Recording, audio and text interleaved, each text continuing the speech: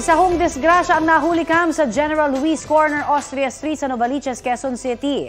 Kita po sa video na yan ang dami ng taong naglalakad sa bangketa. Maya-maya lamang gumuho. Ayan, naku, ang tipak po ng konkreto mula sa kisame sa tapat ng convenience store.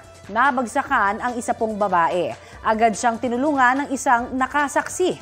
Kinilala ang biktima na si Aida Bahet, 58 taong gulang. Nagkasugat siya sa ulo na kinailangang tahiin. Nagkapasa rin siya sa likod at balikat.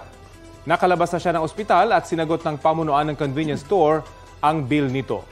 Hindi rin muna pinadaraanan sa mga tao ang harapan ng gusali. Balita ko, may tututukan kayo tuwing 11 a.m. sa GTV.